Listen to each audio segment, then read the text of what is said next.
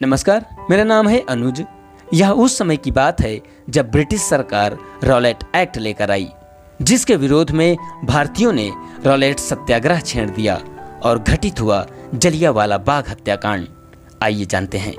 1905 से 1919 के दौरान क्रांतिकारी घटनाएं तीव्र हो चली थीं।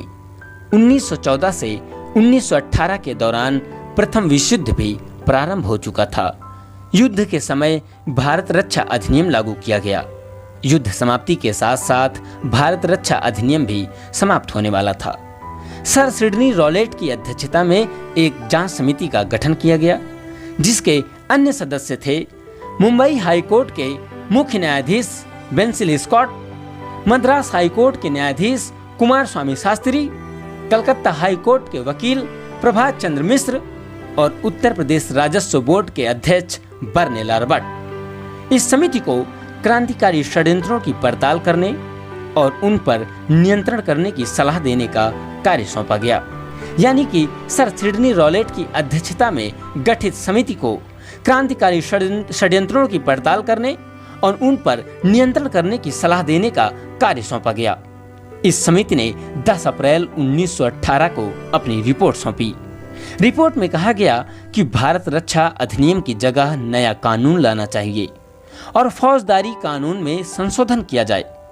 मार्च 1919 में सरकार एक कानून लेकर आई, जिसे अराजक और क्रांतिकारी अपराध अधिनियम 1919 यानी anarchical and revolutionary crime activities act 1919 कहते हैं। अराजक और क्रांतिकारी अपराध अधिनियम 1919 यानी anarchical and revolutionary crime activities act 1919 को ही आप रॉलेट एक्ट कहते हैं, क्योंकि यह कानून उस समिति की सिफारिश पर लाया गया जिस समिति के अध्यक्ष थे सर सिडनी रॉलेट। इसलिए इस कानून को रॉलेट एक्ट कहते हैं। रॉलेट एक्ट का मूल नाम था अराजक और क्रांतिकारी अपराध अधिनियम 1919 यानी anarchical and revolutionary crime activities act 1919।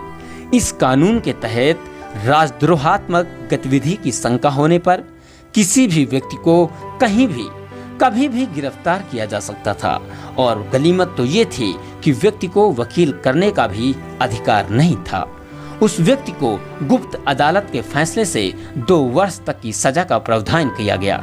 यानी किसी भी व्यक्ति को कहीं से भी गिरफ्तार किया जा सकता था। उस व्यक्ति को वकील करने का कोई अधिकार नहीं था और गुप्त अदालत के फैसले से उस व्यक्ति को 2 वर्ष तक की सजा का प्रावधान किया गया रॉलेट एक्ट के तहत। प्रथम विश्व युद्ध से करों का बोझ बढ़ चुका था। महंगाई में अप्रत्याशित वृद्धि हो चुकी थी। प्रारंभ में भारतीय उद्योग फले फूले, परंतु युद्ध समाप्ति होने पर स्थितियां पूर्ववत हो गईं। मॉन्टेग्यू घोषणा के बाद होम रूल आंदोलन भी समाप्त हो गया था, जिससे लोगों में आक्रोश भरा पड़ा था। युद्ध से वापस आए सैनिकों ने नई विचारधारा का बीजारोपण किया। उपरोक्त दशाओं के मद्देनजर रॉलेट कानून चिंगारी का कार्य किया और भारतीयों ने रॉलेट सत्याग्रह प्रारंभ कर दिया। कांग्रेस ने 1918 के मदन मोहन मालवीय जी की अध्यक्षता में कांग्रेस के दिल्ली अधिवेशन में इस कानून का पुरजोर विरोध किया।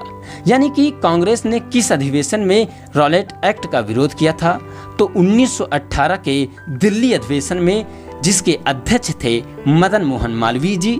उस अधिवेशन में कांग्रेस ने रॉलेट एक्ट का विरोध किया था। उसके बाद 1918 में ही कांग्रेस का एक विशेष अधिवेशन बुलाया गया बंबई में, जिसके अध्यक्ष थे सैयद हसन इमाम, और यहीं पर कांग्रेस दूसरी बार भी विभाजित हो चुकी थी। इस कानून को महात्मा गांधी जी ने बिना अपील, बिना दलील, बिना वकील का कानून कहा। मोहम्मद अली जिन्ना ने रॉलेट एक्ट को काला कानून बताया। मोहम्मद अली जिन्ना ने कहा, यदि क्रांतिकारी घटनाएं बीमारी हैं तो यह कानून उनका गलत इलाज है। कुछ लोगों ने केंद्रीय विधायिका से त्यागपत्र दे दिया, जिनमें मदन मोहन मालवीय, मजहरुल हक, मोहम्मद अली जिन्ना शामिल थे। आपको बता दें कि मोहम्मद अली जिन्ना एकमात्र निर्वाचित सदस्य थे जिन्होंने केंद्रीय विधायिका से इस्तीफा दे दिया था, और मोहम्मद अली जिन्ना के साथ साथ मजहरुल हक और मदन मोहन मालवीय जी ने भी केंद्रीय विधायिका से इस्तीफा दे दिया। श्रीमती एनी बेसेंट ने प्रारंभ में इस कानून का विरोध किया, परंतु बाद में गांधी जी के सत्याग्रह के तरीके से असहमति हो गई और उन्होंने कहा कि गांधी जी अभी राजनीतिक रूप से बच्चे हैं। और उन्होंने तो क्या कानून का विरोध नहीं किया? क्या उन्होंने कानून का समर्थन कर दिया? नहीं। श्रीमती एनी बेसेंट ने गांधी जी के सत्याग्रह से सहमत नहीं हुई, किंतु उन्होंने अपनी कॉमनवेल्थ और न्यू इंडिया नामक दोनों पत्रिकाओं से अपने तरीके से इस कानून का पुरजोर विरोध किया। इस कानून के तहत भारतीयों ने रॉलेट सत्याग्रह प्रारंभ कर दिया। 6 अप्रैल 1919 को महात्मा गांधी जी के नेतृत्व में रॉलेट सत्याग्रह का प्रारंभ हो गया और 13 अप्रैल 1919 को इसी सत्याग्रह के दौरान जलियांवाला बाग हत्याकांड हो गया, जिसके तहत लगभग 1650 राउंड फायर की गई और जनरल आर डायर ने लोगों को निहत्थे लोगों को वहां पर मौत के घाट उतार दिया।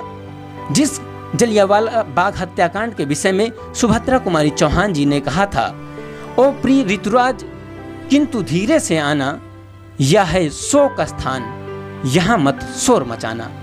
यदि आप चाहते हैं कि रॉलेट सत्याग्रह और जलियांवाला बाग हत्याकांड पर भी मैं लेक्चर तैयार करूं, तो आप हमको कमेंट में जरूर बताइएगा। बहुत बहुत धन्यवाद।